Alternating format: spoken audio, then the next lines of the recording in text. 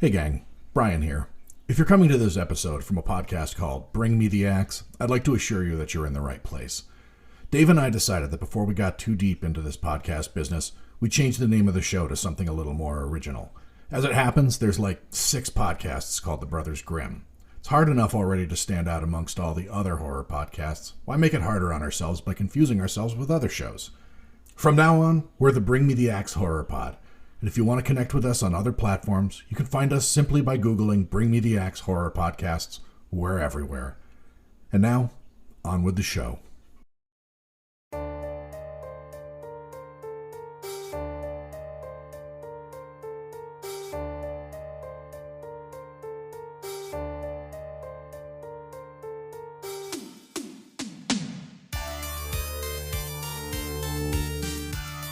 You're listening to the Brothers Grimm podcast, presented by the Cinema Suicide Film Society on Substack. If you want to keep up with us between episodes, you can also find us on Twitter at GrimBrosPod. And if you like what you hear, you can subscribe to us wherever you get your podcasts. Also, you'd be doing us a favor by leaving us a 5-star review on Apple Podcasts. I just want to get all that out of the way right at the top of the show. I'm Brian White, editor-in-chief of Cinema Suicide, and I'm joined by my co-host and actual brother, Dave White. Dave, how you doing? Woo! Pretty good. All right. This is coming in hot. Coming in hot. This is exciting. We got a good movie to talk about tonight. So we practically grew up in neighborhood video stores. A steady diet of utter garbage that those shops provided us with continues unabated to this day. And there's no one else I enjoy chopping it up with more about trashy movies than Dave. So before we get rolling, I'm gonna give you a taste of what we're talking about today. We'll give you a little taste. It's one of the nicer tree-lined blocks in New York, and only 20 minutes from the center of town. Oh, and just around the corner, there's the supermarket and the cleaners. That's Father Harron in 5A. He's blind. Blind? Well, then what does he look at? There is danger everywhere.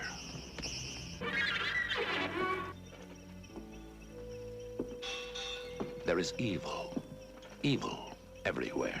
Turn around, Allison. Look behind you. There is horror. There is darkness. I think Allison may die.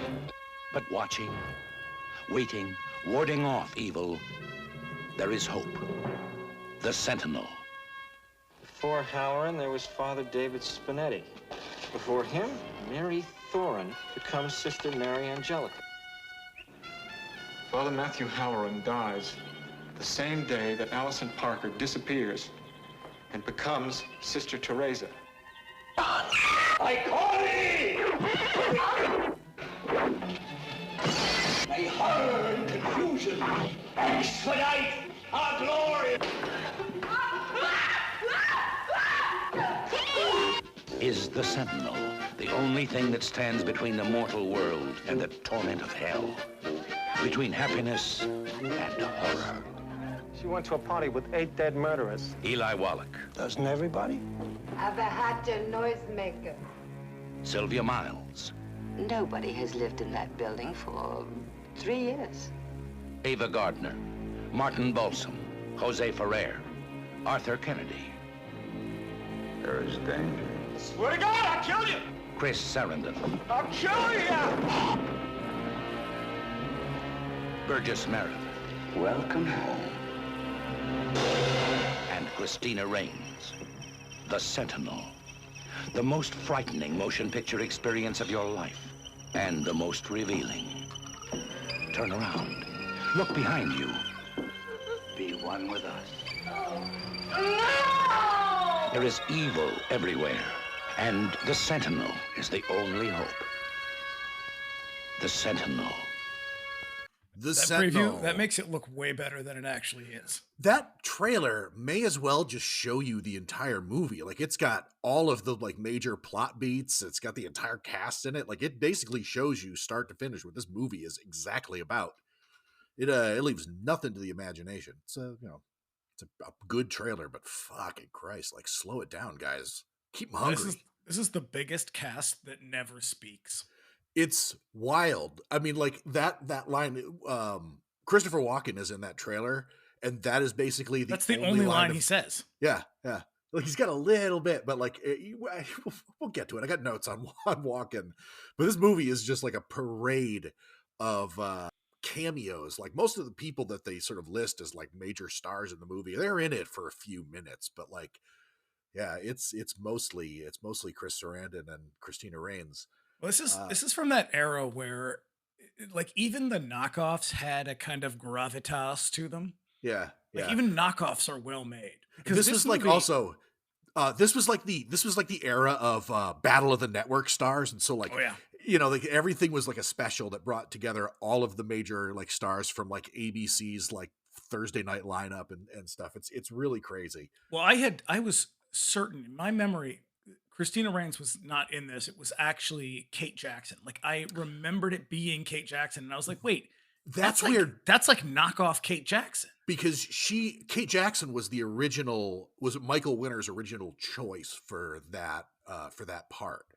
So he actually did go with knockoff Kate He Jackson. did go with knockoff Kate Jackson. And then he treated her like crap the entire Oh, my time. God. Yeah. So a warning before we get rolling. If you're a new listener, if you're coming back, you know how we do. If you're a new listener, we're basically talking about this movie from beginning to end. So spoilers to follow. Pause it. Go watch the movie. It's available. There's a really great Blu-ray by Scream Factory that's worth your dollars. So just be warned. We're basically going to tell you how this movie ends. So, some facts. But wait, before you even get into it, I'm going to tell you, because you asked me a question earlier. Well, you raised a question earlier. Yeah. This movie is basically, what if Rosemary's Baby was also the Omen? Yeah. And then like a little bit of Burnt Offerings. Yeah, and like a police procedural on top of it. Yeah, and that will explain a lot of the shit that does not get explained in this movie. Yeah. So, yeah, okay, so there was also a thing, like, for some reason, in my memory, and maybe it's just because I have not seen this movie in a really long time. I seem to remember there being this like conspiracy subplot where Chris Sarandon was like a Satanist or something like that. Because you're remembering Rosemary's Baby. That's gotta be it. So this movie was released in 1977. So other movies from 1977, we've got The Hills Have Eyes, Rabid, Suspiria, Shockwaves, Satan's Cheerleaders, and The Exorcist 2. Electric Boogaloo. Yeah, and definitely this was the peak of that time when like every major studio was hungry for its own Exorcist.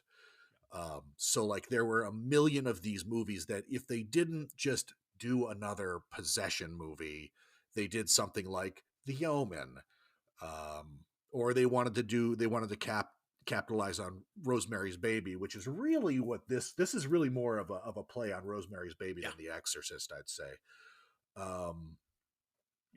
It's Rosemary's Baby and The Omen. Yeah.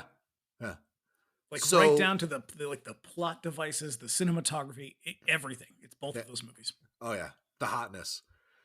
So this is directed by Michael Winner, who worked with Charles Bronson a bit, and he's probably best known for Death Wish, which is a movie that I like a great deal. But he also came back to Death Wish during the Cannon era, and he directed Death Wish 3 for some fucking reason. Have you ever seen Which is arguably one of the worst movies ever made. It is. I love it. I fucking love Death Wish 3. It is one of the craziest, weirdest. That's the one with Deanna Troi, right? Yeah. So, and she is basically, she's raped by the gang that's sort of occupying the Bronx, and she suffers a broken arm and then dies from a broken arm in the hospital. One of the weirdest things about it. This is also the movie where the neighborhood fights back at the end, and there's like a bunch of bikers riding around, like terrorizing them, and they like a bunch of the neighbors pull a chain up to clothesline the bikers, and then they run out into the street and shoot them where they lay, and then from off screen a bunch of children run into the scene and jump for joy. It's hilarious. It's very Italian. It was actually shot in Ireland. Tomato. Yeah. He's also a gigantic piece of shit. Yep. He is a sex pest, and when the whole Me Too thing flared up, he ended up named by several women who were really probably only a handful of the actual like victim pool. Like he probably did this with a lot of people. Notably, after he died, Marina Sirtis from Star Trek, she plays Troy. She's, like we said, she's in Death Wish 3. She's on record saying that she hopes that he rots in hell for all eternity. So, great guy. It's not clear how she was treated on set, but Christina Reigns says that she has never actually seen this movie because of the way that she was treated by Winter. She basically stopped acting because of this movie. Yeah, well, she did a bunch of TV. She did a lot of television after this, but I honestly wouldn't blame her because based on everything that I've read about this production, like literally everybody hated working on this movie because of Winter. Chris Sarandon is actually on record saying that he almost quit acting because of it. So great director, garbage person. Fuck this guy. So the movie stars basically everybody you heard in the trailer. But it's Chris Sarandon and Christina Reigns with Burgess Meredith, Beverly D'Angelo. This is her first movie, but she's been kind of like busy in entertainment for a while. Like she was a stage actress. She was a stage actress. She was a musician, like a dancer and stuff. Like she's like a really sort of multi-talented. There's also John Carradine, Martin Balsam, Eli Wallach, and Ava Gardner. But this movie also has a bunch of people in small roles who go on to be a big deal. So as we mentioned, Christopher Walken plays a cop who gets a few lines.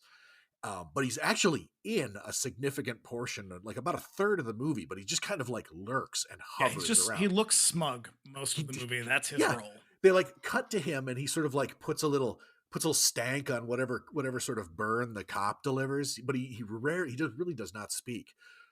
We get Jerry Orbach playing a commercial director, and then a wild Jeff Goldblum appears in a part that's actually, I wouldn't say it's small compared to everybody else, but he's in it a lot more than I would say everybody else. He's got a lot of spoken lines. Well, did they make Death Wish right before this? In 1974, they made Death Wish, and he's one of the like rapist gangbangers. So he's like a Michael Winter guy. Regrettably. But, I know. But the ensemble approach to casting was Universal's decision based on the success of Airport. Great movie. So, some notes about this before we really get into it. This was based on a 1974 novel by Jeff Konvitz, who I think is also a producer on the movie. He is. Do you know why he wrote it? No. So he was a lawyer, actually. He's not a writer. Yeah. And he worked for, I think, one of the management companies or something. And he kept getting beat to like every movie, like every time someone, because this is when all the studios are just buying up everything. Yeah. Every hot new novel that comes out, it's getting bought almost immediately before it's even done.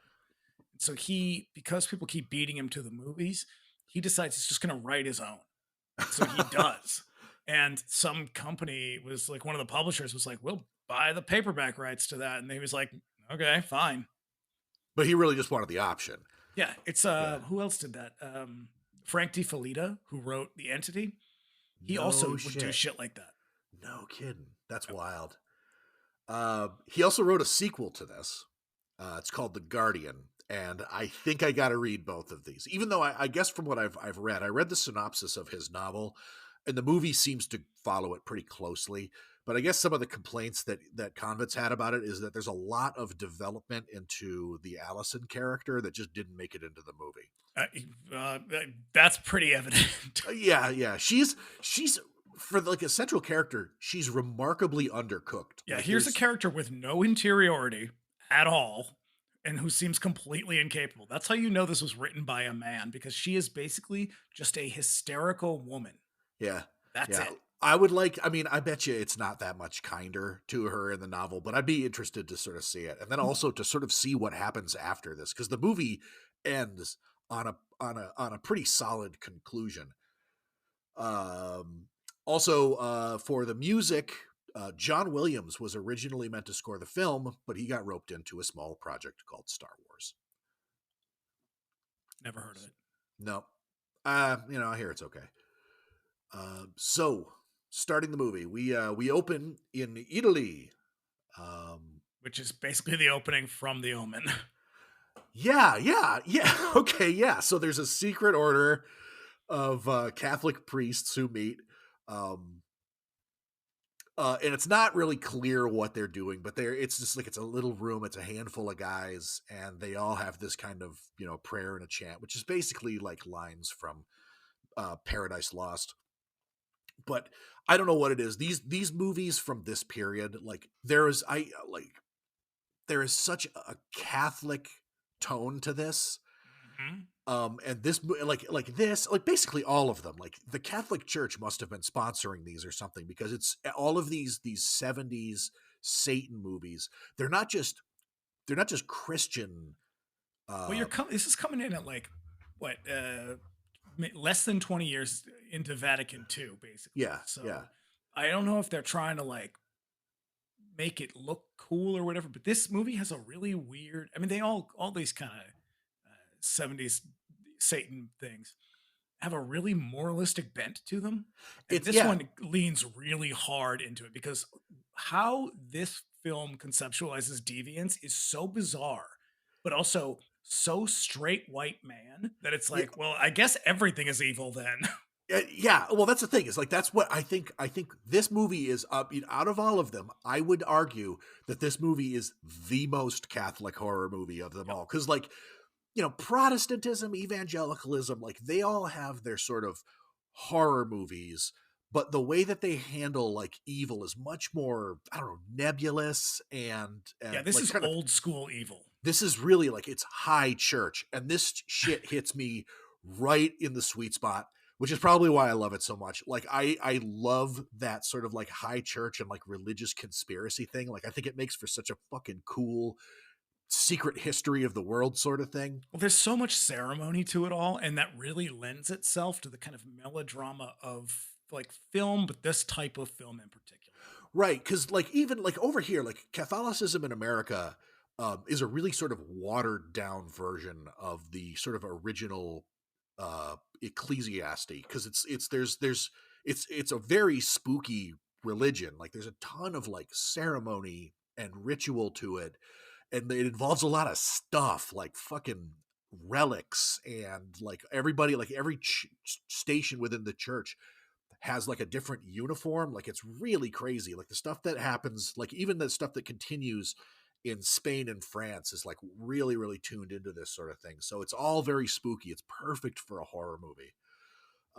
But we kind of get this out of the way. Like this scene just sort of like establishes, it's a complete left field establishing shot, but it just sort of lets you know that there's an undercurrent. There's people working below the surface here.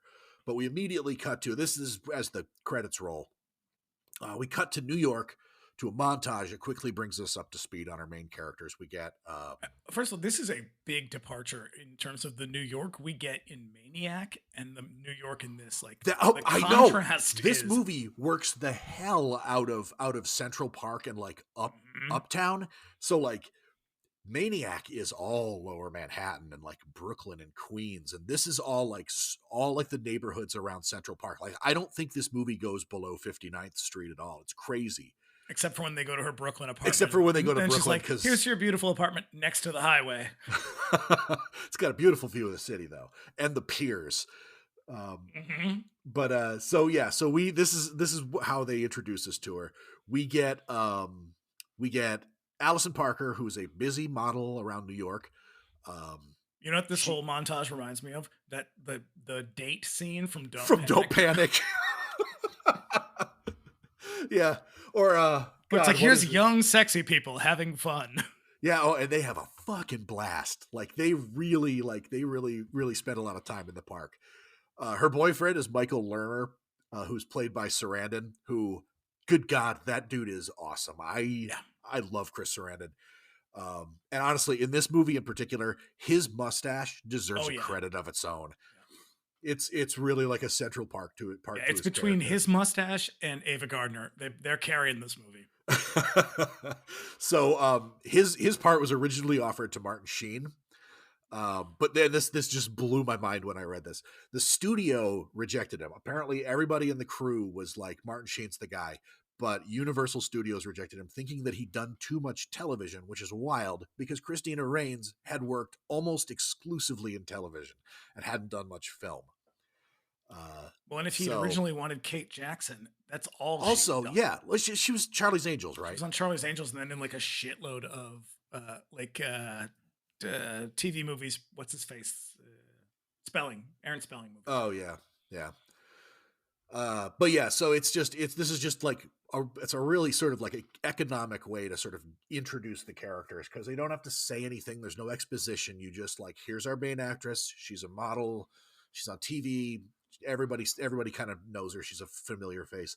Also, right before it sort of like cuts into the main part of the story, did you notice when they do that, when she's on the set of the commercial and the girls are like sort of whipping their hair back and forth? It's in reverse. Is it? I did notice that it's a very odd. It had a very odd look to it. Like it looks very stilted. Because they're sitting in like tall grass. Oh yeah, it is. And so they're like surrounded by it. But yeah, I could not help but notice that. And I wonder, like, we haven't really gotten to the meat yet, so there's nothing really spooky happening. No, I do love that line. Like later on, Ava Gardner says, she asks her like, "What do you do?" And she says something. Tells her the shampoo commercial she's in, and Ava Gardner goes, "Shaking your hair in a field must be a glamorous profession." Yeah. But yeah, so like once we get into it, we find out. Like, I mean, this is a couple. Obviously, we've established that, but they're trying to find. They're both independently trying to find a place to live in New York. He wants them to move into a place together. They've been dating for a couple of years. She is hellbent on finding a place of her own, and she's sort of. But here's the weird thing about this movie. This goes back to the way this character is written. Is she spends the first third of this movie talking about, how she needs to be independent and how it's so important that she establishes this and she can take care of herself. And yet she never does a single thing in this movie for herself. Everybody else solves her problems for her throughout the whole movie. Yeah. Except for finding an apartment. Well, even that's rigged because of the Satanists. Well, here's the thing. Because like, a little further on, we'll kind of find out like why she's so set on doing this. Well, because of the affair. They never actually they never really come out and say it, but she was having an affair with Chris Sarandon, and then his wife kills herself or something. Yeah, so that's and then she tries to kill herself after his wife. It doesn't make any sense. It's explained when the cop comes into the picture. But yeah, there's a lot of like baggage that's just kind of hinted towards, but also there's that part, sort of meet up with her mother where she's like, "Why didn't you leave him?" And her mom's like, "Where would I go?" And so like that was kind of like her motivation for kind of wanting to do this. But like the point that I was trying to come to earlier is this whole movie is about Alison being doomed. And so even though she's like struggling against the tide and sort of trying to find her own way and be independent, everybody ends up kind of like carrying her and doing everything for her because right up to the end, like there's nothing that she can do to stop this. She is doomed to be the next Sentinel. So like, I think it all kind of ties up, or I'm just kind of reading a little too deeply into it, but, yeah, I think you're being a little generous. Yeah, probably. But, we find them. This struck me really funny. So they throw some numbers at her, at both of them for rents. She finds a place that is $600 a month for rent, which is outrageous to her. However, I adjusted that for inflation. That's about $3,000 a month. And then the place that he finds is $1,000 a month, which is about $5,000. So fuck living in the city, man. That is absurd. Yes, it is. Yeah. Someone who pays not quite that much, but near that much. Yes, it is. Yeah. And the main sort of drama between the two of them at this point is Michael is super into getting married. He keeps talking about it. They like I said, they've been together for a couple of years. He brings it up, but she's constantly resisting to this. I don't know. I might be at least a little offended by this if I were him. If I'm like, "Hey, we should get married," and she's like, "No." I mean, didn't the last one kill herself? I know, that's the thing. As we're going to find out, she's dodging a bullet. Yeah, he's kind of shitty, and I think that's probably why you were like, is there something nefarious going on? This movie is so paranoid. It's and partially so, because he's doing the John Cassavetes thing from Rosemary's Baby. He's like making it seem like he's in a league with Satan, but he's not. He just sucks. Yeah, like, well, that's the thing is, like, there are times where I'm like, what is he doing? Like, what's his play here? Because he does seem to be actively gaslighting her, but also he does seem like genuinely concerned for Yeah, her. I think he's just sort of patronizing and a little misogynistic. Yeah, yeah. Like that's just the character in it, but it because of the obvious influences on this movie, it reads as paranoid conspiracy. Yeah. Yeah. I mean, but it works because like everybody is doing this in such a way that I'm just like, ooh, what are they up to? Like even Ava Gardner, who's just like a fucking real estate she's just agent. an asshole. Yeah. So there's a little bit of a beat here where the main story takes a break and we find out that Allison's father has died. And she goes down to Baltimore for his funeral. And we find out that she's been having like headaches. It's like a chronic thing. And she also doesn't want to go to the funeral, which makes perfect sense because what happens next is we get a sort of flashback to her childhood. She's like a teenager in these scenes. And we get to I have a lot of questions about this whole scene. Oh, yes. We get to re-experience her childhood trauma of walking in on her bare ass naked father being who is 90 years old for some reason. Yeah, he's being super gross with a couple of women. But here's the thing. Is he? They're hanging out in bed eating cake.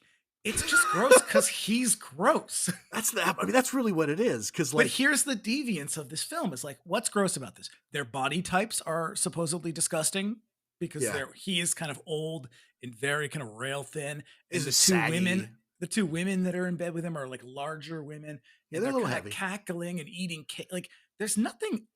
I mean, it's food sex, so I mean, okay. Yeah. But like beyond that, like. They're coded as deviant because of the way they look and because what they're doing is sort of non-normative sex, even though they're not actually having sex. They're just eating fucking cake. And you know what? She walked into the room, bitch. So she did open the door, didn't she? Like that is not the last time she's going to do that. Right. That's a solid point because nobody's actually fucking in that scene. I mean, at best, just be like, hey, lock the door next time. Yeah. The setup is just it's just so gross. Like it really is just like, you know.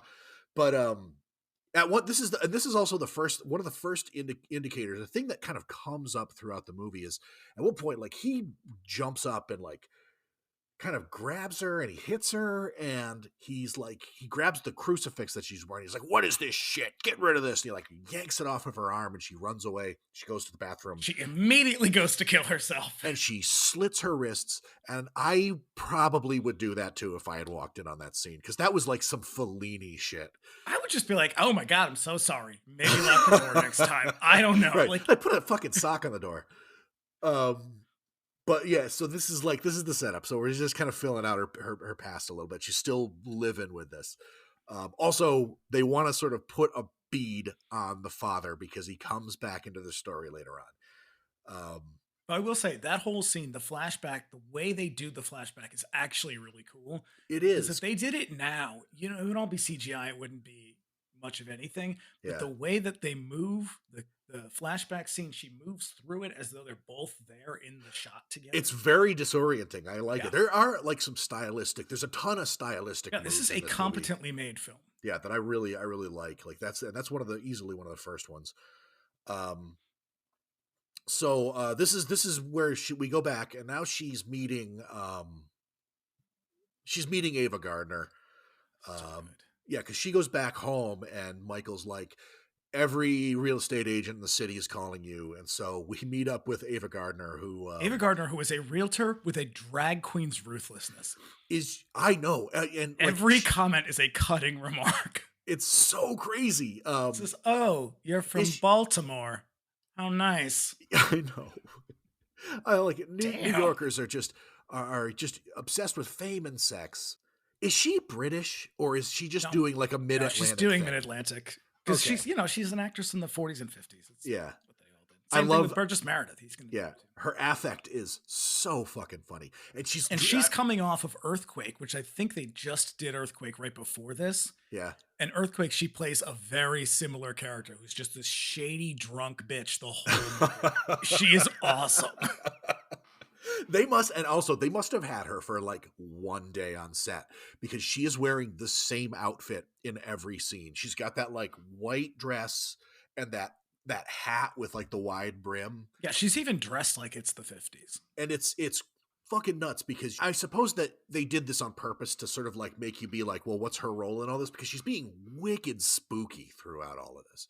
So her whole thing is she takes her over to the brownstone, as we're gonna find out. This is like sort of the central location for the whole movie. So some facts about this: the haunted brownstone in the movie was used for both exteriors and interiors, which is unusual because usually they don't do that. They'll go out, they'll shoot an exterior, and they'll go to like a sound stage where they have like far more control over the environment. Cast and crew reported all sorts of weird shit happening inside, like it was actually haunted. And on top of that, the apartment that Reigns was given to be used as a dressing room was being rented also by a priest. It's actually located in Brooklyn Heights. And I think it's actually at the address that they give in the movie. So you can go there. It still stands to this day. That building that they show at the end after the old one is ripped down, that's a visual effect. So yeah, back to this. Gardner's being super spooky. Like everything about her body language, the way that she sort of delivers everything, like it's like you're reading it like a normal person. I'm reading it like a paranoid maniac because everything she says has this weird undertone to it. Like she knows the deal with the place, but like she never really gives you. Well, no, you're right. Like everybody in this movie is playing it like there is some sort of satanic conspiracy going on. The problem is that they have not done the work to explain any of that. So you're just sort of like, I don't get it. Why is she being such a weird asshole? Right. Because like Christina Reigns walks around this place, like looking at, and Gardner just is like, they cut to like all these close-ups of her with this like sinister look on her face, or like shooting her a side eye with like a smirk. And even the music in that scene is very tense. The music in this whole movie is jarring. It really works. But at no point do they ever give you really any reason to think that she's on the nature of it, as we said, or like that like she's like a satanic or she's in on it with the priests or anything like that. It's just, like I said, super paranoid movie. They do it really well. So from here we cut to a photo shoot with Goldblum. And apparently all of his movies were all of his lines in the movie were dubbed. But the guy doing the dub sounds just like him. Jeff Goldblum, who even in the 70s was perfecting that like shirt unbuttoned all the way. Yeah. He's the only one who can get away with that. He's doing it all the way. He does it today. Yep. He's a fabulous man. I love Jeff Goldblum to death. But you don't really get the full Goldblum. Like I wonder how long it took him to really sort of fall into that character with the thing that he does a lot. Because now he does it in what is it? Earth Girls Are Easy? Is that the one he's in? Yeah. He does it in that. He does it in The Fly. Yep. I think because his thing in The Fly, actually his like passcode to get into the computer, it has that weird pause in it. Yeah. But none of that is in this. Like that must have been like something that he developed on his own. But like, I think that's like really what he's like. So who knows? This is like one of the first of Alison's headaches that we see, because it's not just like a headache. She like suffers like a collapse. Oh, is this this is where they're at the kind of like their big estate? Yeah, and like all the this is another Omen moment. This is the moment. This is like basically when they go to the zoo in the Omen. Oh my God, you're right. Because for some reason the animals that they're using in this shoot at the estate just like freak the fuck out. For no discernible reason, other than it's what happens in the Omen. In the Omen, it's very ominous. In this one, it's almost like it's played for laughs.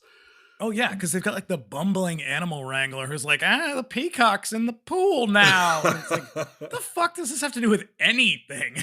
Yeah. Also, it's never really established why she has these headaches. Like usually like there'd be a bit of exposition, but like a lot, like it feels like this movie feels like it's missing like whole pieces of story at times.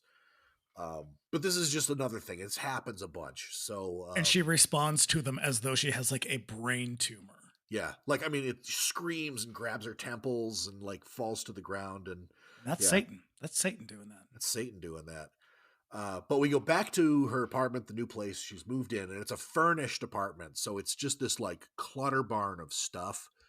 But she's kind of in there walking around. Which, if you notice, everybody who goes into that apartment comments on the decor. Yeah. Yeah. Like, I think Burgess Meredith at one point is like, you have impeccable taste. Yeah. Because this is the scene where he comes in for the first time. There's a knock at the door and she opens it, and it's fucking Burgess Meredith. Who, it should be said, also reads as pretty queer. I know. He always kind of did, but he does, especially in this movie. He's a weird little man. I was like, was he like a bachelor or something like that? Like, nope. Nope, just a regular guy. But then again, we also kind of like, I remember Denise asked me that one day when we were watching, I can't remember which Vincent Price movie it was, but she was like, was Vincent Price gay? I'm like, no, that was just like the way that he kind of was. Yeah.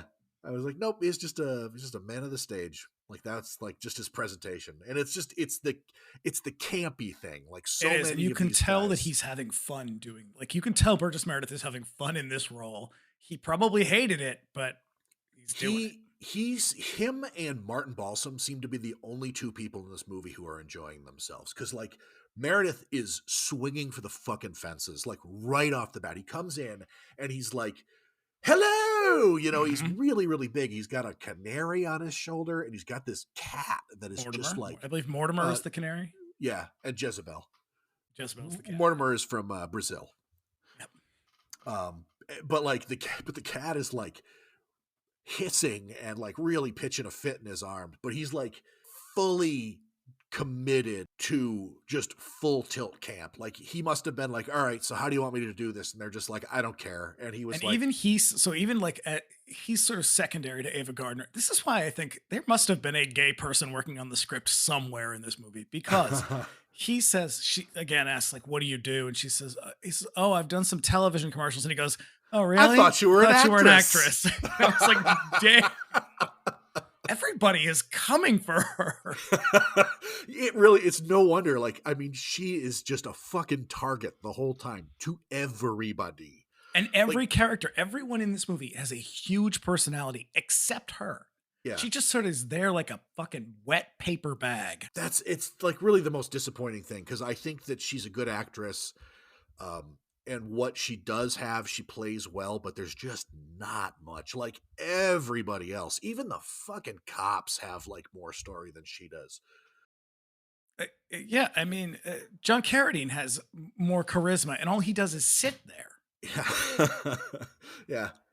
So yeah, he just kind of like flits around her apartment, just chewing the scenery. There is hardly any room in the scene for her. And you can, if you watch her in the scene, she's barely holding it together. He's so fucking funny. And then he leaves a picture of himself. Yeah. Like a framed photograph of himself in the apartment. But she doesn't realize it till after he's gone. It's like, where the fuck did he have that thing? Like, it's too big for a pocket. And he had a cat, like a very angry cat, and a bird. Like, that dude is sneaky. But yeah, he leaves a photo of himself holding like a dozen roses. It's a really crazy picture. Yeah. But she doesn't seem all that bothered by it. And so like, yeah, we've established that there's other people in the building. Now we're going to meet some more of them.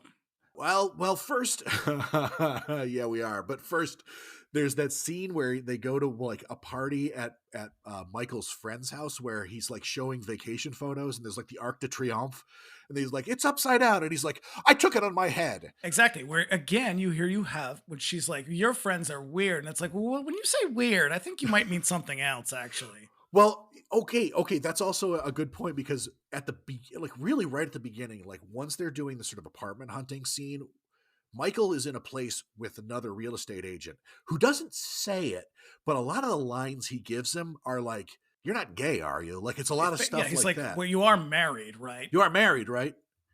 And there's another line after that that's also like, he's really trying to put a fine point on it. Like, this dude is not gay. Oh, it's something about the way that he dresses. Yes. Yeah. Because he says something about, a full-length mirror. Yeah, we need a lot of closet space. So that's interesting, because at the party, too, you also get the two of them are like sort of hanging out, and it's very like, here's normal, heterosexual coupling. Right, and they're very separated from the rest of them because they're like not just away from everybody. They're like slumped down in like beneath a couch, basically, while a very very gay man shows his vacation photos to a crowd of people who are just not interested. And that's going to be a weird contrast from the next scenes or the next couple scenes, actually. Right. And it's I don't even remember. I think this is another scene where he's just like, "Why don't we get married?" And she's like, "No." But we cut to the some other people in the building, and this is one of my favorite scenes in the whole movie because it is so fucking uncanny. But it should be said that she also walks into their apartment without knocking. She just strolls in. So I guess, what do you expect? Yeah. But yeah, so she wasn't expecting predatory lesbians. I will tell you that much. That's, oh my god, yeah, and they're particularly weird. Like, so this is shit. Is it Sylvia Miles? It's Sylvia Miles and Beverly D'Angelo, and so they're both dressed as though they're going to dance class or something. They're wearing like top to bottom leotards and like tights and stuff like that, but Beverly D'Angelo's character never speaks. She's like a mute. And Sylvia Miles, she rarely speaks. Yeah. She plays Gerda, who's like just this very like severe, very intense German woman. And she like leaves the two. She keeps like stepping away and like leaving Allison and Sandra, I think is her name, in the same room, and it's just like this very kind of like weird, just kind of like awkward, like you're stuck in a room with a person you don't know, and like you just have zero ability to make small talk with this person. And then she steps away again, and Sandra begins masturbating, and it is uncomfortable to watch because like it is just such a strange fucking thing for a person to do. But again, she could just get up and leave. That's the thing. She sits there. Ordinary people would be so fucking freaked out. Like ordinary people wouldn't walk into a stranger's apartment and then sit down. And these lesbians are nice enough to offer her a drink. And what does she do? She freaks the fuck out. And so like she encounters this, and this woman goes all the way with it until the fucking detail that really, really puts me over the edge is right after she's done, she takes her hands and she fucking smells them. Yeah. That's rough. Yeah, it's so intense.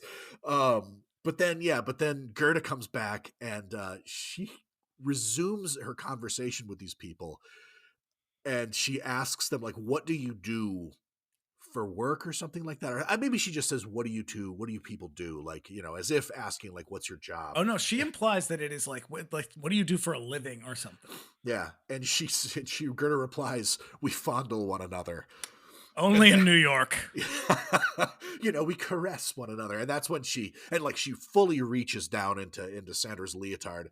And this is when, like, apparently this is the moment when Allison has had enough. She gets up and excuses herself.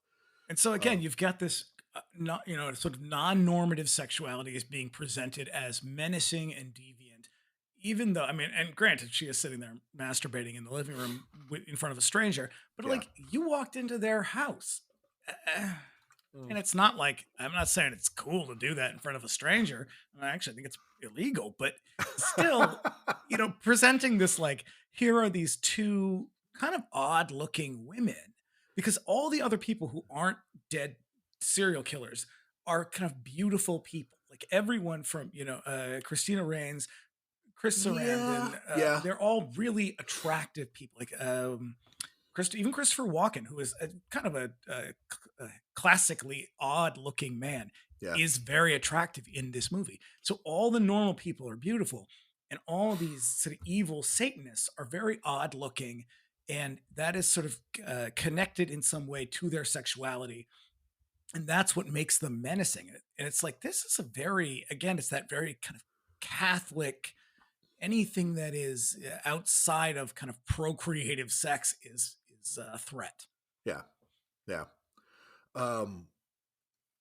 what is it? Oh, so she goes out into the hallway to sort of escape, and what is it? Gerda comes out, sort of follows her. She's like, "It's very rude to eat and run," and she's like, "I didn't eat. I just had a drink." And then Burgess Meredith kind of comes through and rescues her. But now we cut away again. It's another scene for another kind of like fainting spell. Like this is just sort of to establish like this is a thing that's happening to her, and it's starting to like interfere with her work. Oh, is this when she like crashes through the barrier? This like breaks through a window. This is the commercial shoot for the wine with Jerry Orbach. Right. Okay, maybe not everyone looks attractive. Jerry Orbach just looks like Jerry Orbach. Yeah. And that's not a knock on Jerry Orbach. I love him, but yeah, he's a fine fella. That's a mustache that's not working. No, because it's almost like a pencil thin mustache, but it has that kind of thick part, like a Hitler toothbrush mustache. Yep. It's not working. Get rid of the facial hair, Jerry Orbach. But yeah, it reminds me of like the part when in the Wizard of Oz when Dorothy's telling the story about why she has to get home, and the guard is like crying and wringing out his mustache. It's like that where his whole face is saturated. That's what Jerry Orbach looks like. Yeah. But yeah, she has like a real bad fainting spell where she like crashes through like a window basically and completely falls out. And everybody except Orbach is like, "Oh my God, somebody help her." He's like, "Get another woman in her dress and we'll use somebody else's hands for close up." I'm like, fucking calm down, dude. Well, I mean, they're on like take 90. Yeah. Because she just refuses to put, I mean, this is why she's not an actress. She's defiantly not showing them the label on the wine bottle. But yep. So now we go back, and she's like trying to sort of wind down in her apartment. There's another knock, and it's Burgess Meredith again. His character's name is Charles Chazen, by the way, which is a great name. It is, yeah. It's very memorable. Like was it Jack Kirby and Stan Lee were always doing that, where everything was an alliteration because it's very easy to remember. But he comes in, and he's just, again, like, she's just beat and tired. She's had a breakdown at work, and he is mowing down the scenery. Like, he just comes through on fire. He's like, a lot. He's very needy. Yeah. But he's like, come with me. This will make you feel better. And he like takes her out. He blindfolds her before letting her into the apartment. And then they take the blindfold off, and it's just a room full of people, and the place is stocked with plants too. Like it's No, I'm kind of into this apartment that he's got. It's a very 70s. Like I feel like a lot of like spider plants and like hanging plants. Yeah, there's a lot of macrame. Yes. Yeah, but like the whole place is full. It's a birthday party for the cat. Which That's how you know they're Satanists. It's a birthday party for a cat. Birthday party for the cat. But like he is, again, like fucking on fire. Like even if other people had scripted lines, like he would just step on them in this scene. It's crazy. And this scene, again, this is another example of that. Like, look at all these weird body types. Look at all these strange looking people. Yeah, I suppose. Though this isn't quite as like the rest of the people, because this is like, this scene sort of is like, okay, so here are the other people who live in the apartment building as well. And they're not as outrageous as Sylvia Miles and Sandra there. But I suppose like there is like something about each one of them that's a little off, Yeah, there's the twins who are like, there is a good 15 to 20 year age difference between these two women, and they look nothing alike. Yeah. I mean, that might have been on purpose, like just to call them the twins, because like, fuck it, why not? This is a weirdo scene. Yeah, this whole part. So this is the party for the cat, right? And yes. This essentially kind of devolves into the rape scene from Rosemary's Baby. Yeah. Oh, yeah. Yeah, except that like that's the big like third act reveal. Like the like, "Hail Satan, the year is won." Mm-hmm. Yeah. But that, again, yeah, I can definitely see that. Like this is definitely that kind of a vibe, because like in that scene, like everybody's also like, all of the neighbors in that building are also all kind of fucked up and weird too. And the party just sort of spins out into this like psychedelic shit show. Yeah. And he so Meredith puts like a record on. It's polka music, and they start dancing, and everybody's having a grand old time. There's a line that one of the women says. He brings out the cake for the cat, and the woman says, "Black and white cat cake for a black and white cat." Yeah, yeah. And I don't know why. Like there's real punctuation put on this line, and I really don't know why they bring it up later.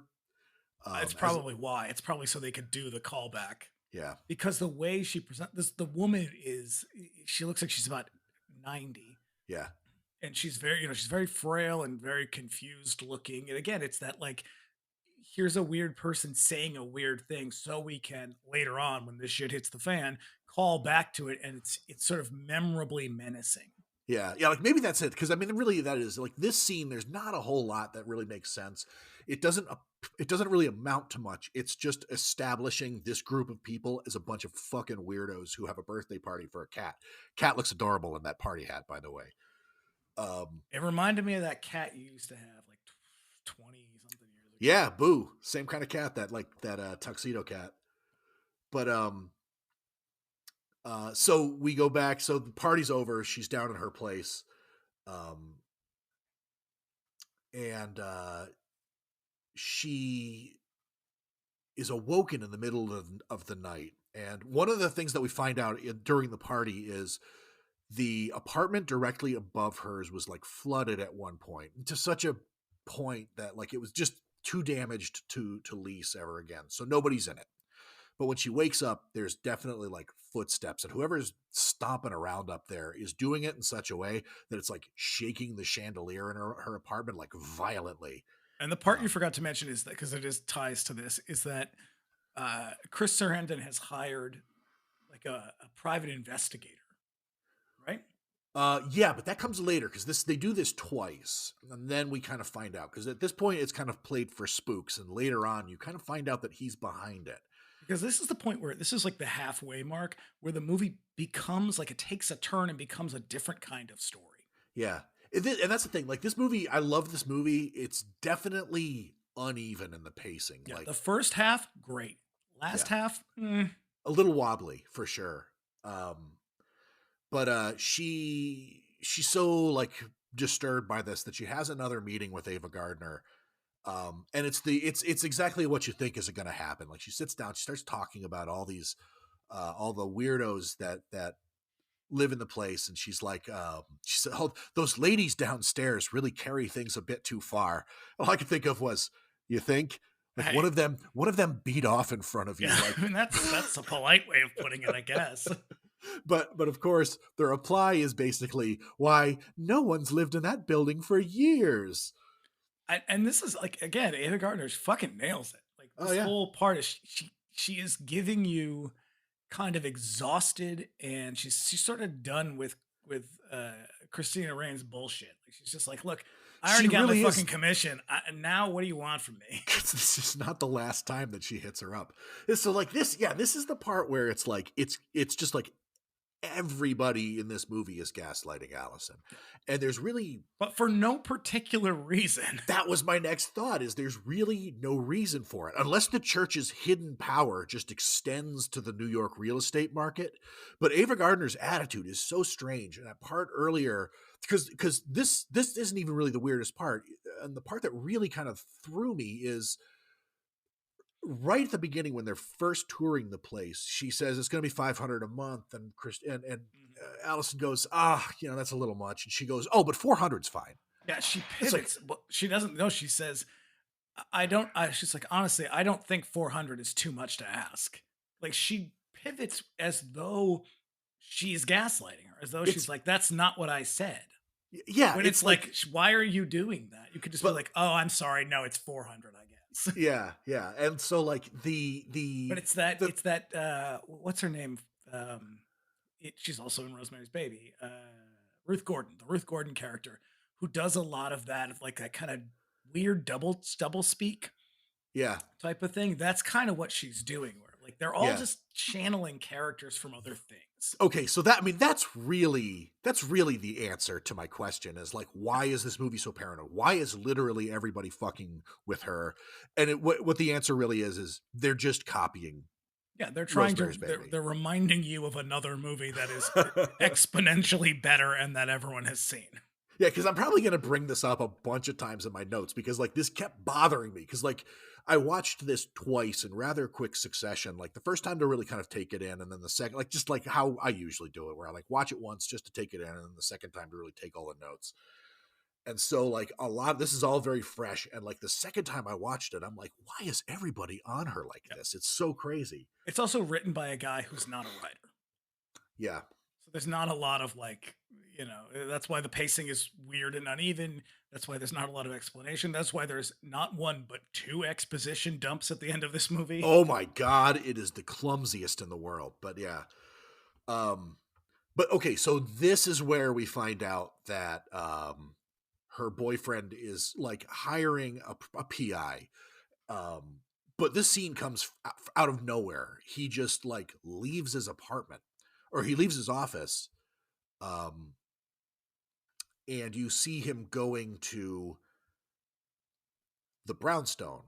And then we do another scene where, she wakes up at 3:30 in the morning, the witching hour, and there's like stomping and banging and stuff. And so it's like, okay, is this the part where are we to believe that this is the guy stomping around upstairs? Because like also it's pretty obvious to us, the viewers, that this whole place is just stocked with ghosts. But yeah, so this time, like last time she just eventually goes back to bed, but this time she like grabs a knife and goes exploring. And this is like really, this is a genuinely creepy moment. This part, yeah. So when you asked me last week, like, what's the like spooky scene, and I said like the Beverly D'Angelo like scene in this movie, like this is really, I think this is really the one that I was reaching for, and you caught me off guard, god damn it, because this whole scene is really really strange. So she like, unfortunately, they exercise no restraint. Like this could have been a lot better, and it's not. It's still pretty good. I mean, it's very good, but like, yeah. Well, go on. Yeah, so like she's walking around and like she's got a flashlight and a knife, and like one of the first things that we see is she sees the cat in the hallway literally eating the canary. That's how you know the cat's a Satanist. Yeah, it ate the canary. The canary, not a Satanist. Just a fucking victim. Yeah, whole thing spooking the hell out of me because there's like shadows moving around. Like she eventually comes up to one. I think she goes into that apartment. The one that's above her, and at one point she is standing in a doorway. The doorway sort of like moves on its own, and you see just like a shadow, like a shape of a person on the other side of it. And that's when like it just sort of, he just like moves away from her and just kind of like and he disappears. walks by her. That's what's creepy. It's that it's as he's moving as though she's not there. Yeah. It's when he attacks her that I'm like, you overplayed your hand. Yeah. It's really like they probably could have bled a little bit more uncanny out of this, because that's really what works, is just the fact that like it's like almost like 2 scenes are playing out on top of each other. But yeah, like she follows him for some fucking reason. And the door opens and it's the ghost of her father. But he's like all like desiccated and nasty, his face all fucked up, his eyes all this are makeup, Rick Baker. Really? I did not know that. Yep, he did all the makeup for this. It's pretty good. She turns and she runs, right? No, she stabs him. Does she? And then she runs? Because I know that at one point she runs and she knocks over a table that has a detail on it that is really fucking wild. Because like I noticed this just this time, but she knocks the table over. The table was covered in razor blades. Yep. She stabs the fuck out of him, like really hits him a bunch of times, like gouges the eye. His nose off. Cuts his nose off. There is something so weird about the way that scene, that whole violent attack is shot, because it's like stuttery, and it's almost like everything is also very unnatural. Yeah, like, it's almost way, over. Like to cut a nose off is like, that's, first of all, I don't think that's how that works, but because she slices up. Yeah, the angle is just like very odd. It's like if there were if Dutch angles were people. Yeah. But it's almost like when they do the close-ups of the knife actually like cutting and gouging and stabbing, like it's almost like the scene is overcranked with like a manual camera. Mm-hmm. It's crazy. Like she gets him in the eye, and the eye just like basically like oozes pus and shit. It's so crazy. And then she runs away. She goes out into the street and just freaks out, and the whole neighborhood wakes up and comes out. and enter the police. Which again, like it's pretty unrealistic that in 1977, Everybody a comes out woman, into the street. people are going to be coming out into the street. I A know. woman that is whole- screaming. I don't think Yeah. so. Right. We've got, what's that? That Kitty Genovese. Oh God. Yeah. Yeah, so she's back in the hospital and the police show up to the waiting room. And this is where we first, like, this is the first time I was like, holy shit, I forgot Christopher Walken was in this, because this is the first time we see him. And he just, like we said, he just hovers. He doesn't say anything. They cut to him a bunch for like close-ups and reaction shots, but he never speaks, which is just so off-putting. This is after Annie Hall, right? Same year as Annie Hall. Okay. Because is that his first movie? I think so. Because a bunch of people from Annie Hall are also in this movie. We find out through just this kind of antagonizing conversation that they have. Like, this cop knows Michael, and he has some kind of a history with the cops and his ex-wife. And we find out that this is also more of that melodrama where it's like, we feel like we're missing some critical piece of the story because the way he's talking to him is as though he's a serial killer. Yeah. It's just like, I know you've killed all these ladies. And it's like, what? It's supposed to, it's definitely supposed to like hit as like a big surprise at this point. I know you're part of this conspiracy. Yeah, because up to this point, like, Michael has been very like just boyfriend, like there's nothing really off about him yet. But then now we find out that like we know that he had a wife, I think. But now we find out that his wife died by suicide. She jumps off. Kills her. His wife kills herself because he's having an affair with the Allison. other one. Yeah. And then because of that, we find out she attempts suicide. Which is like, ladies, be fragile. Like, Yeah, I'm sorry, none of these women can handle infidelity. This is the second time like that she has encountered some sort of traumatic encounter, and her first fucking reaction is to just end it. Yeah, just run for that table full of razor blades. Oh God. But then there's another scene where Michael calls that PI's office. And the amazing receptionist. The receptionist is really funny. Again, it's just sort of like inching the plot forward without doing any sort of exposition, which is crazy because at the end they're just don't worry, they're going to take care of that at the end. At the end, they give it to you with both barrels, but up to this point, they're just kind of like dropping bits and pieces into the scene to sort of like let you know that, oh shit, this guy's fucked up too. But like this kind of gets back to that, like, why is even this guy gaslighting her? Because he doesn't really seem to have like a reason to. Like, but this is one of the reasons why I think I had that sort of memory of him sort of being in on a conspiracy where he definitely is, just not in the way that I thought he was. Like, I thought that he was part of some like satanic order that was trying to stop her. Cause like, as we find out in the end, like there's a bit of a straw, like a push and pull, but it's not in the way that I thought it was. But and not in a way that has anything to do with him. Right, because he's just sort of like a patronizing jerk. Right, it's so weird. Like, he's also like, why is he manipulating things? Because he very clearly sent that guy to her apartment. Also, like what we find out, because one of the things is she stabs her father, and she gets basically covered in blood, but no body is found, no sort of crime scene is found in the place, but she definitely has blood on her. So like somebody got stabbed. And also, they do eventually find the body. My question is, who moved it? Right, because it wasn't just that. So yeah, so this is the next scene. So there's a lot of back and forth, a lot of antagonism, and we find out it really just is a scene that sort of sets Michael up as a conspirator of some sort. He's definitely playing games for reasons we don't know, why, but he definitely... Here's my theory about this character, because this is at a time when they're doing a lot of like the... people are sort of getting clued into like how like defense attorneys work and stuff. And he is presented as being kind of a shady lawyer. Like he works for criminal types. And that's why he has these sort of criminal associates. He's got this like rogues gallery that he can call on. He's sort of like a shady guy who is used to getting what he wants and is like not above kind of underhanded ways of going about it. So I think that's kind of what they're driving at, is like he wants to marry her. He wants to, I guess, take care of her in a very 70s kind of way. And so to do that, he's sort of like circumventing her autonomy.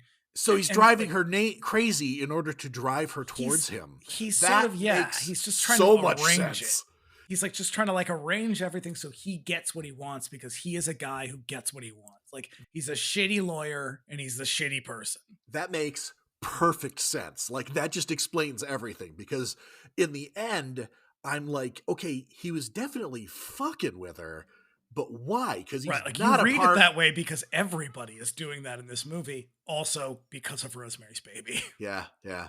Now, she goes to confession at this point, and this is where she encounters the priest from whatever this order is called, and he's like, come back to Christ, and it'll relieve your burden. And he's Now, really we're gonna go back to the Catholic thing though, because what happens is she keeps getting confronted with these sort of, again, non-normative sex, and her instinct is to run to the church. yeah. Like it's Yeah. just like I don't know what's going on. You know what I should do? Go to church. Yeah, it's kind of established throughout that, like, at one time she's a lapsed Catholic essentially, and she at one time she was probably quite resolute in her faith, but just kind of like drifted away over time or Because whatever. of the food sex. I mean, There is no God. that's enough to scar anyone. Yeah. Father. But she's constantly flirting with going back, and every time somebody else in the movie is confronted with her faith, they're like, "The fuck are you going to church for?" Which, I mean, I'm not gonna lie, that's kind of my reaction too. Like, if you need help, that is not the place to go. Yeah. You may as well go to the cops. Yeah. So she runs into one of the priests from the order from the beginning. You've seen him. He's kind of lurking in various scenes, and Because he's in the beginning too. Yeah, so he's part of that like group in Italy at the very Yeah, beginning. he's the leader of the conclave at the beginning. Now we find out that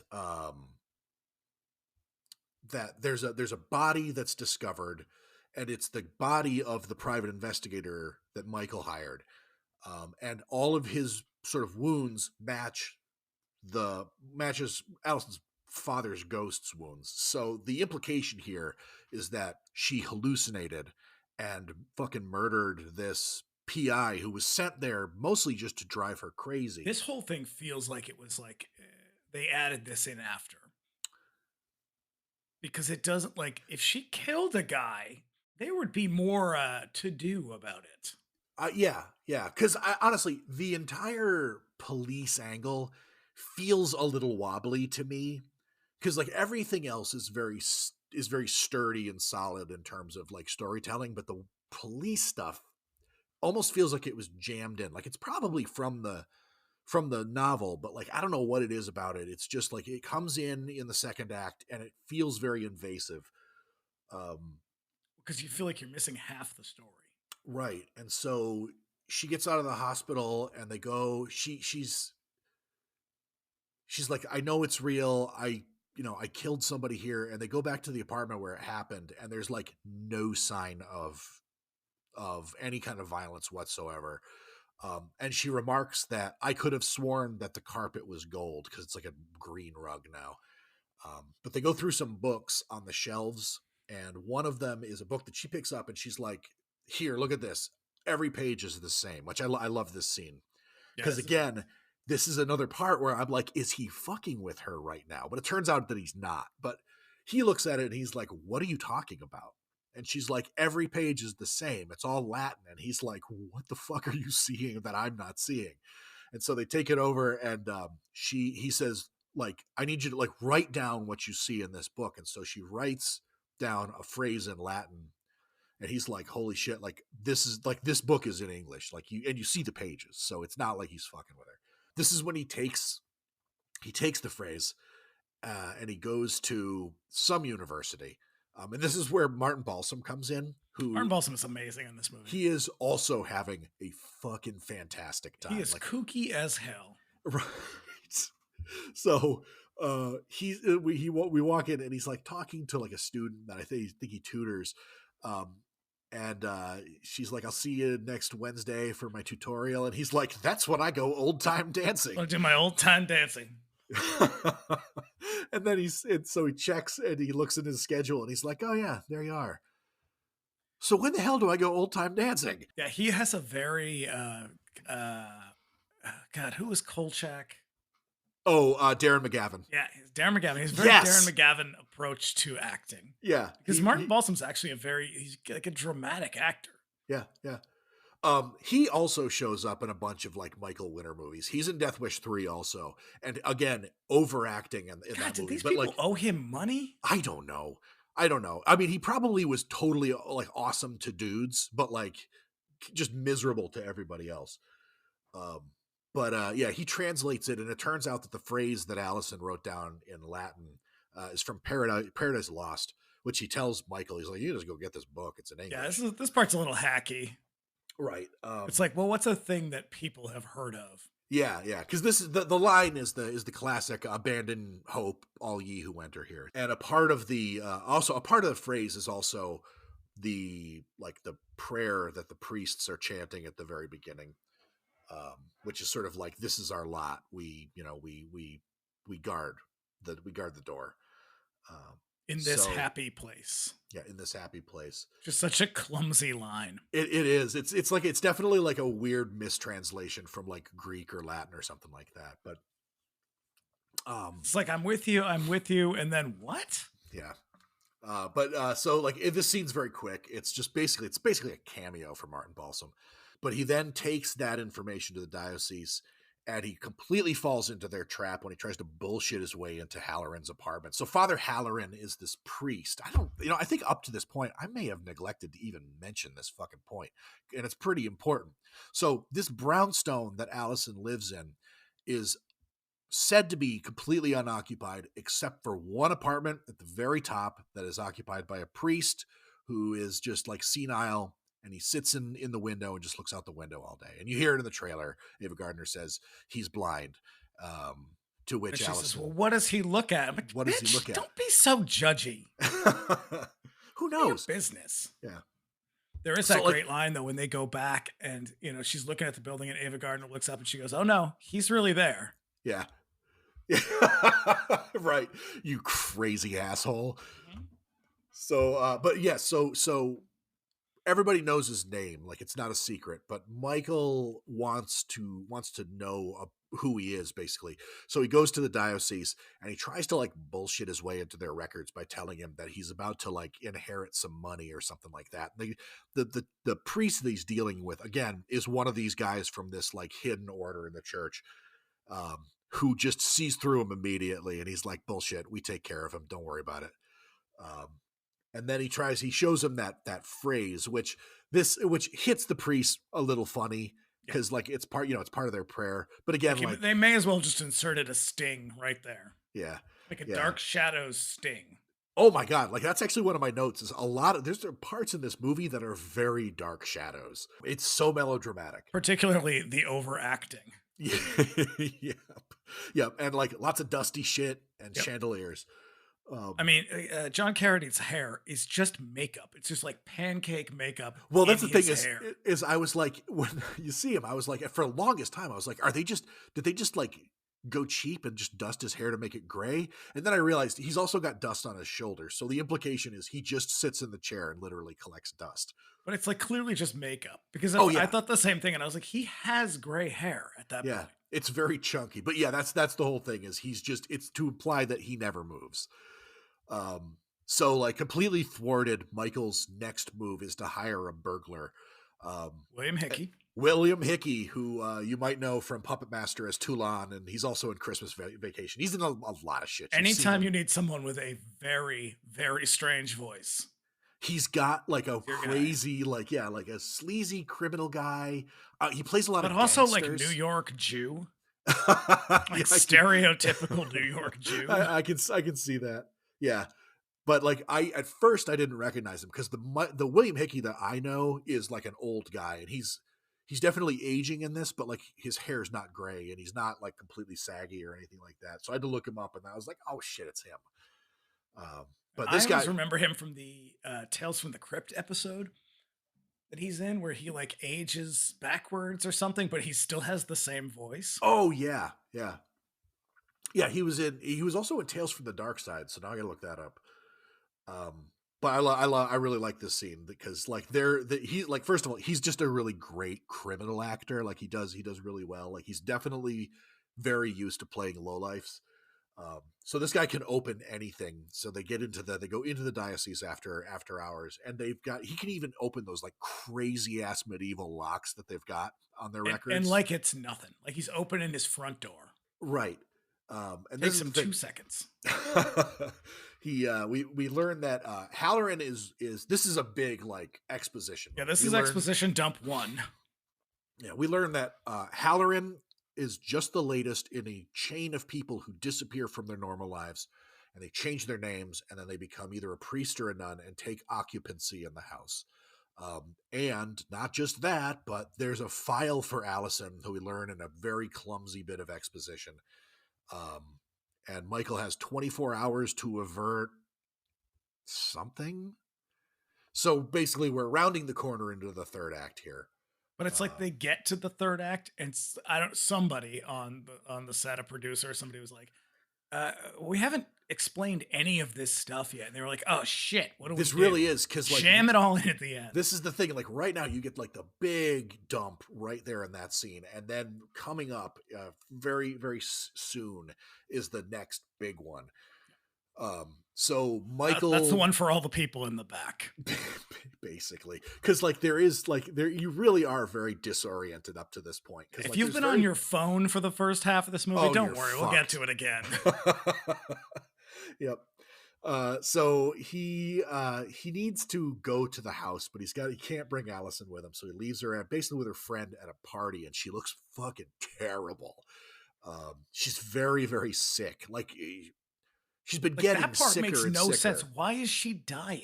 That's the thing. And I think really this is a part that never gets explained, but I think that what's happening is with the headaches and the sort of declining health, it would have been nice if they said something, but what I eventually picked up on was it's a supernatural process of becoming the next Sentinel. And so because what happens is she doesn't just sit down in the chair. Like what we see at the very end is she's like old and like her whole body has changed. And so, that's like, going to make no sense.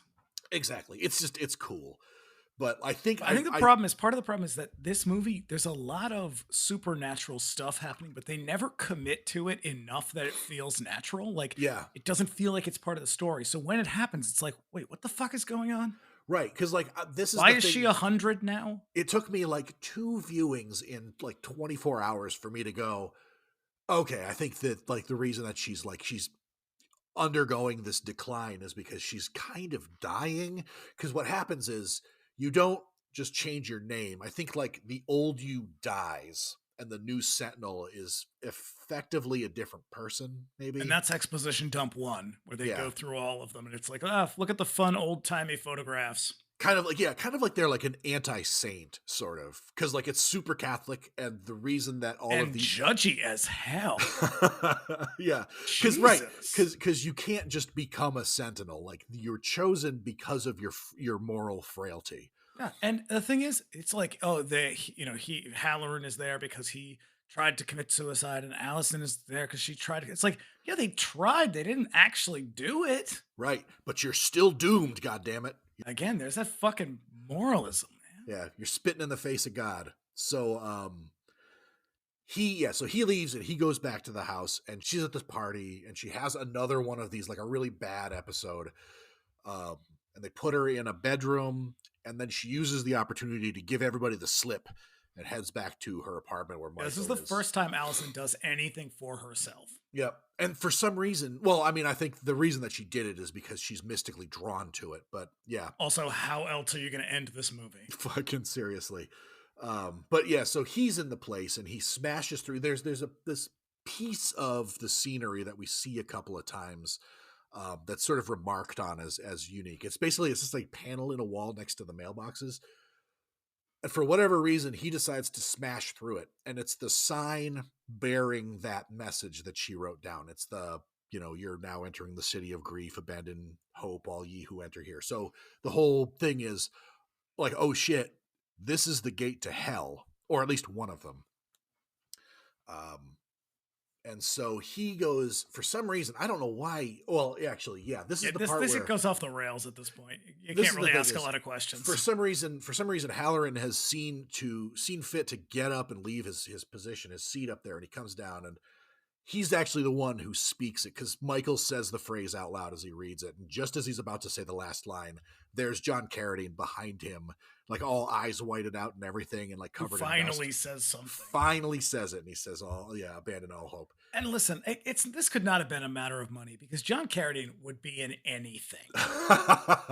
Never saw a paycheck he didn't like. Well, incidentally, my favorite Dracula. Really? Yeah.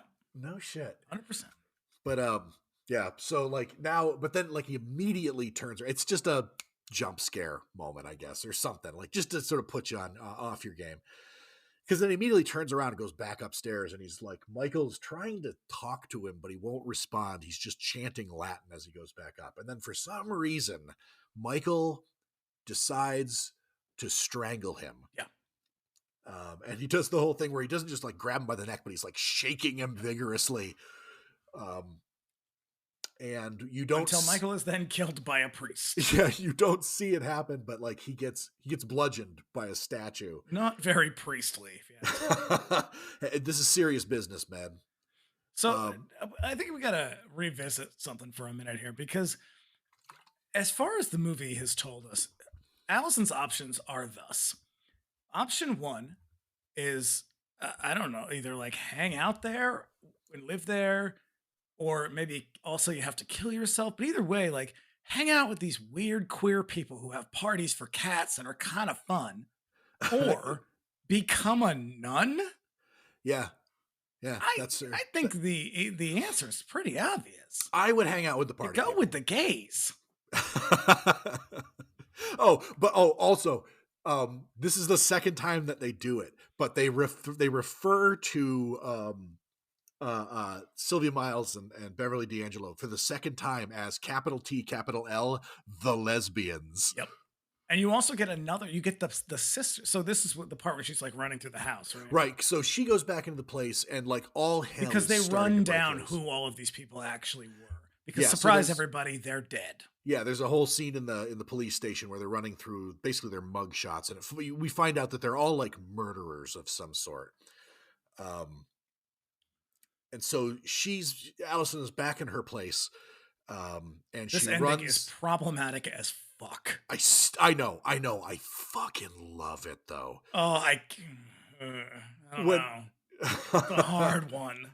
Yeah, but she's in the house and she's running around. She's very scared now. She hears approaching footsteps, so she hides in a wardrobe. And it's really like, this is a year before Halloween, so I can't say that they were pulling it off of Laurie Strode, but it's like that. And then somebody opens up the door, and we find out it's Michael, who's fine, 100% looking good. But he is about to dump everything on her. It is like a 5-minute long uninterrupted dialogue dump. He is doing it for the back rows at this point. Yep. For everybody who's just been following along, here's the deal. This is the gateway to hell, and there's a person, like a priest, who has to sit at the top and sort of maintain a vigil over it, and you're going to be the next one. By the way, I'm dead and I'm damned, so I'm stuck here for all eternity because I killed my wife and I tried to kill the priest. And that's when he turns his head and it's all mashed up and shit. Again, Rick Baker. Yep. Which is what makes the actual end of this movie kind of egregious. I know. You have someone who is insanely talented. I know. And yet, this is the thing: is once he delivers that line that like he's dead, I'm damned, and all that, they do this awesome cut to like a close up of his face where there's like a musical sting, and then his face starts to like break apart, like rips and tears in the flesh appear, and on VHS. And in like 35, this must have been awesome. But in high def Blu-ray, not so God, much. You can see the strings that pull the effects apart. But it's still cool. Yeah, it's like right up there with Hellraiser. Yep, yep. Except those are chains. But now she knows she's got to get up there, and because of her status as a sinner, she has to take the place of the old priest, become the new Sentinel.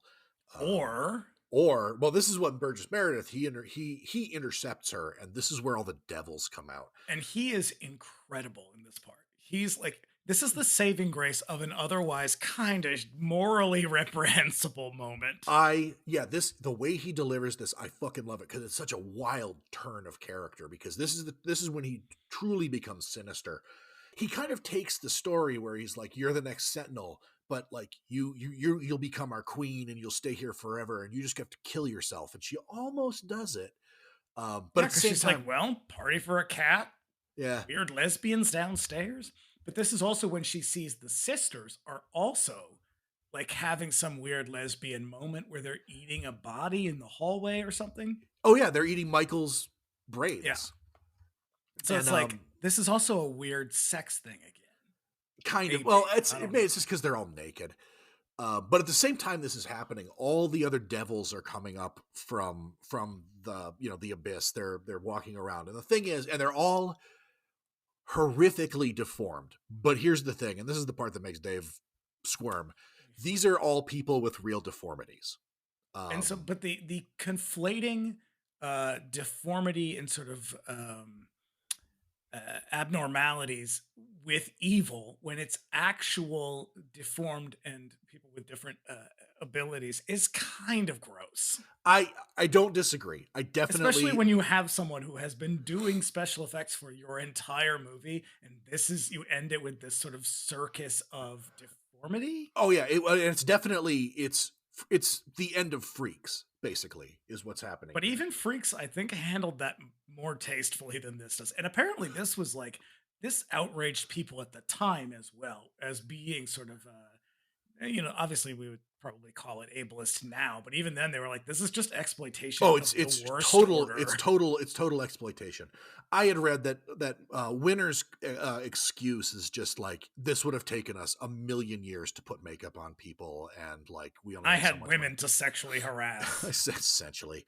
But also the fact that these are like real deformities makes this, I don't know, it's not good, but it's effective in a way that I don't think that prosthetic special effects could have been. Like it really does. I don't know. It's something I'm going to have to reconcile. But the low key homophobia in this movie doesn't bother me, but this part I was kind of like, all right, fine, I guess. The only saving grace is that Burgess Meredith is like fucking swinging for the fences. Oh yeah, this is his, and he's a small man, so to like see him climbing on, like he climbs on the furniture, he climbs on a table, and it's this sort of like he's like an animal almost. It's very effective. Yeah, this is his like ultimate villain monologue. It's so great. And it has a very kind of Shakespearean delivery. Yeah. Have you ever seen the movie A Dark Song? Is it the Irish one? I think it's like Irish or Scottish, about the woman. Yes, you loved it. I liked it up until the end, and I thought it has a fucking ridiculous ending. I love the ending. That's the one with the angel at the end. Yeah. Yeah, that bugged the crap out of me. Highly recommended. I love it to death. But yeah, the end of that movie reminds me of this one, because like Allison's like running through the place while all of these people are kind of coming for her, and that also happens in that movie until she sort of reaches the top and sort of finds salvation with the angel, which drives them away, all the devils. But like what happens is they're confusing her. They're telling her like, you got to kill yourself in order to sort of take your place. But really what happens is if she kills herself, she's just fucking doomed. So just as she's about to do it, Father Halloran and the priest show up with a big gold cross, and they like, like, back you demons. Yeah, like this is very like the fog. It's like the cross from the fog. Yes. Yeah. And so like they of course the cross and the sort of holy symbols make all of the devils sort of shrink away. But she's handed the cross, and she takes her place in the chair, and like all of the devils sort of shrink away and vanish like a little bit at a time. And I love the way that they do, because they all sort of exit through the door except for the one woman who kind of backs herself into the wall. It's like Homer disappearing into the shrubs. Yes. And she And she's just like sticks there, and they cut back to Meredith, who's reacting essentially. He's very disappointed. He's very angry. He's cursing them all. And then they cut back, and the room is just empty. It's so fucking cool. And he plays a sort of similar. Is Burnt Offerings is before this? I think it might have been the year before or a year or two before. Yeah, he plays a similar character. He's not as sort of outwardly menacing because he's not in Burnt Offerings for that long. But it's a very similar story. Yeah, which is like another kind of knockoff. Right. So the mantle has been passed, and I'm not really sure. I think Halloran dies, but it's never you don't see it. I think that's just the implication. And we find out that the new so what happens is cut.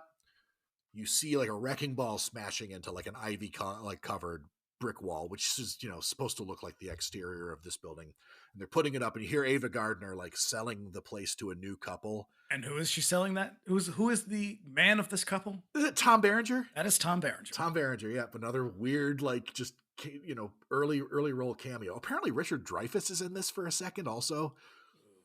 Yeah, but he wasn't like a small potatoes actor. Like he'd already done Jaws at this point. He'd done Jaws, yeah. But she gives him the same thing. Like the place is basically empty. This guy over here is very nice, quiet. And there's a woman at the top who, she'll never bother you. She's a bit of a recluse. She's a nun. And then we cut, and it's Allison in the nun's habit, and she's all but now she's very old, and her skin is sort of wrinkled and white, and her eyes are also whited out, and like she's blind. She's blind. Yeah, and it makes me wonder, if Fulci had seen this, because he does this a few years later in the Beyond, seeing hell makes you blind. So I got two questions about this ending. One, wouldn't Ava Gardner know that that's her? Because clearly not that much time has passed. So what the fuck? I mean, maybe, but also who knows if she's even seen her? She just knows that Sister Teresa lives up there. Second question. Where did they put Allison while they were building this new house? I know that kind of came over me as well. Did they just stick her in a chair off to the side while they built a new one? Is she in a hotel? The church put her up in some sweet digs. I mean, someone's got to be there to guard the gate to hell. She can't leave. No. What do you do when you're renovating the gate to hell? Yeah, they tore the whole building down around her except for the stairs and her apartment, and then they just built around it. She's just up there on a little platform. Yep. A high dive horse. Yep. So then, so that's it. Roll credits. The end. That's the Sentinel. Woo! That's a hell of a movie. It's something. I remembered it being better. And I think the first half is still a banger. The second half, I see the bit thing of a is nosedive. I kind of feel the opposite. I like the back half mostly just because that's where all the crazy shit happens. But all in all, I was worried going into it to watch it again that I was going to come out of this the way that I did with Maniac and be this isn't the movie that I remember it being. But it very much is. It's definitely wicked wobbly.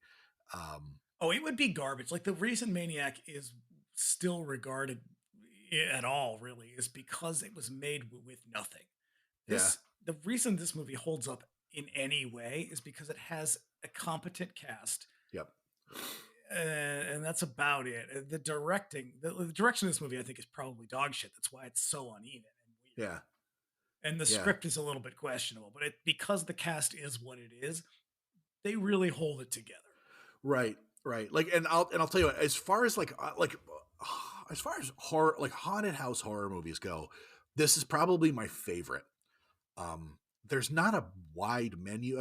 Nowadays there are a shitload of modern haunted house movies, but I really don't care for those. The James Wan stuff doesn't really do anything for me. Yeah, this definitely sticks pretty close to the gothic horror. Yeah. And just overall, I think it's easily the best one. It's got it really works for me. I enjoy it so much. There's so many loose ends and unanswered questions that it's just kind of and most of them you're I don't really care. That's the thing.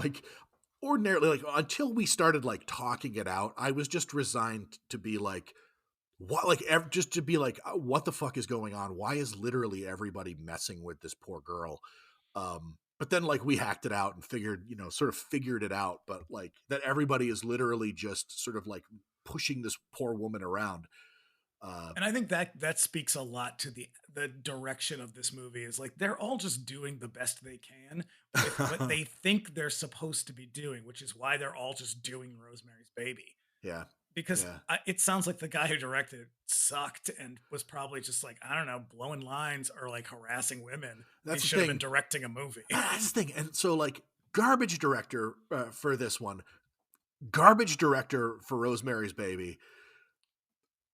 It sounds like making movies in the 70s fucking sucked. Yeah, I told you I just read that Chinatown book, and man, you will be disillusioned by that. The whole auteur thing can just fuck itself. And this There's is a bunch really, of narcissistic men. yeah, like this is I think this was probably really like peak auteur season. Like after This is when that's the end of that era. like after 77, like it really kind of comes apart. Like Kubrick is probably the last guy who can really get away with it with The Shining. But like after that, that's the thing. Like after that, Spielberg is the guy who really goes on to sort of define the way that movies are made in Hollywood. Because you have to be bankable. Yeah, yeah. Because like he was still but the thing I think that Steven Spielberg went at the whole thing with an entirely different vision than everybody else did, where he was very self-aware making popcorn. Where I think like Roman Polanski fucking thought that he was changing the world. And man, Rosemary's Baby is an incredible movie. It's a great movie. And it is probably, it was because of, a lot of it is because of his direction. Unfortunately, he is a pedophile. Yep. He is a sex pervert. Sex pest. It's just sex pests all the way down.